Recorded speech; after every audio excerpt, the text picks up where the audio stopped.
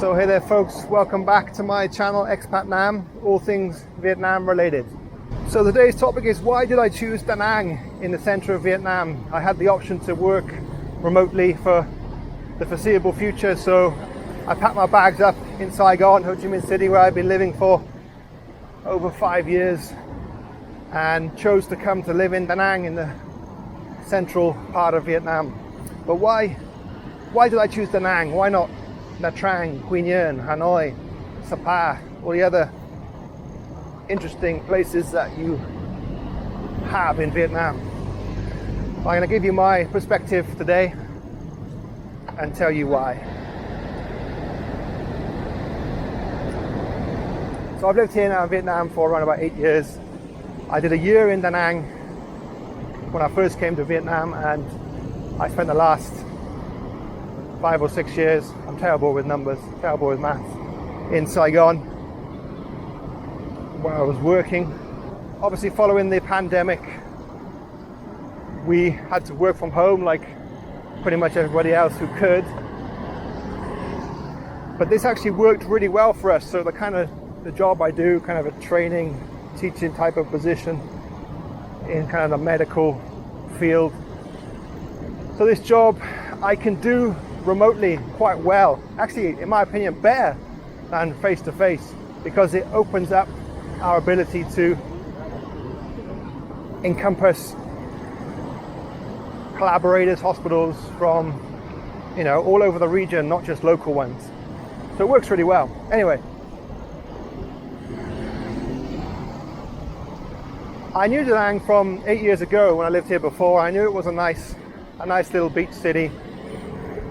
You have these really beautiful kind of boulevards where you can walk and cycle along. Cycling is really important for me, so if you know my vlog, guys, I cycle a lot. I used to cycle a lot in Saigon, and you can see how crazy and dangerous the traffic is there and how high the pollution is. And as I get older, into my 40s, I'm much more aware of health, trying to mitigate potential health issues that come with aging.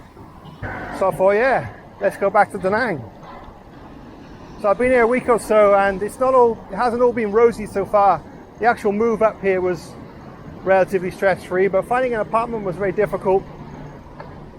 There's just not that much availability. Prices a little higher than I was expecting, and quality a bit lower. The whole city is a construction site, like you're never more than about 100 meters away from a building site. But Vietnam is a country on the up, especially the coastal towns where investment is pouring in, and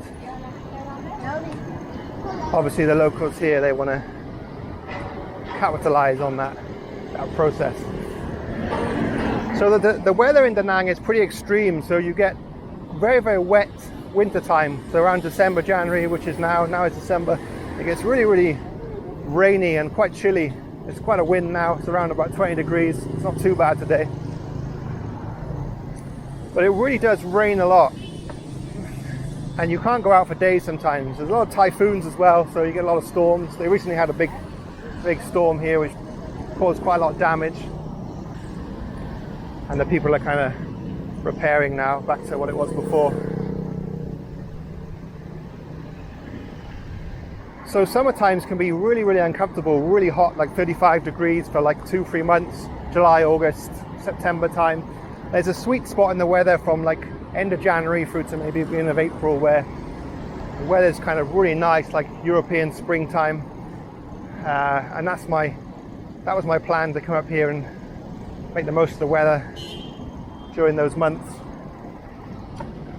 But then it just gets really, really, really hot and difficult to do stuff outside. Danang's a really chilled out place. It's good if you like fitness. There's lots of gyms here. It's a good fitness community. There's less expats than there was before, a lot less, because of the 30-day visas.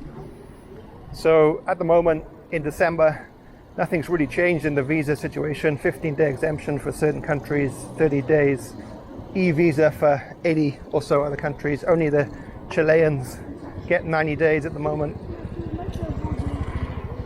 There's talk of change. There's always talk of change in Vietnam, but change always comes slowly in Vietnam. I will do a visa update in the next couple of weeks around Tet, when I expect there may be some announcements, and let you guys know. So this is the Anton area. This is popular with tourists. You've got a lot of restaurants here, some cool bars, plenty of apartments and rooms to rent. If you're first coming to Danang, I would recommend you rent in the Anton area, because you'll just be near everything. It's very convenient and be easy for you to meet people as well. One of the reasons I chose Danang is because it's fairly quiet. You can see the streets not too busy today. Nothing like Saigon anyway. And for someone like me who loves to cycle, loves to walk, that's really, really important.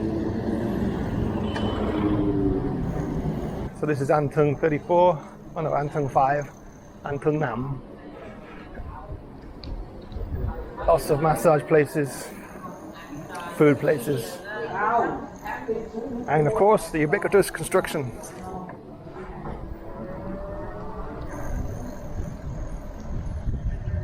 In high season these streets are pretty rammed, or at least they were before the pandemic.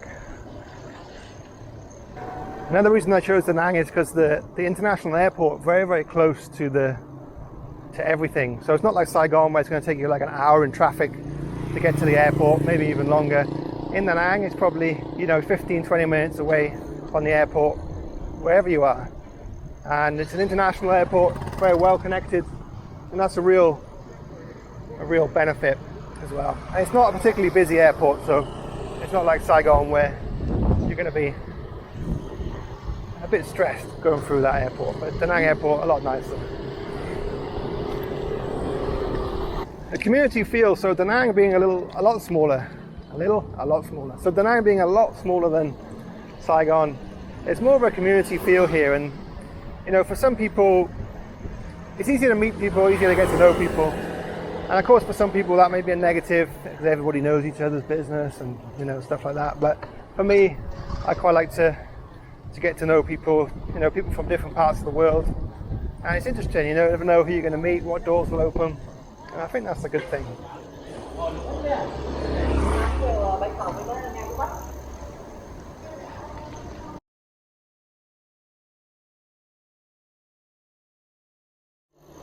It's a simpler way of life here. So I noticed that immediately when I go to the supermarket, when I'm driving around, when I'm interacting with people. Everything's a little bit slower. Everything seems to be a little bit simpler.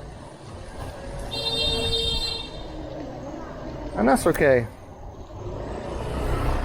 Somebody commented on one of my videos, Danang's nice for living, but it's not convenient, and you're going to miss all the conveniences of Ho Chi Minh City, Saigon. That may be true. I was used to being close to big supermarkets and things like that, but I think for someone like me who's a bit older, it's a good trade-off, to have the beach and a quieter lifestyle. If you're a younger person, under 35, then I would say arguably there may be better options for you in Vietnam, particularly Saigon. Another reason I love Danang is it's full of awesome, cool cafes, and I'm just pulling into one now.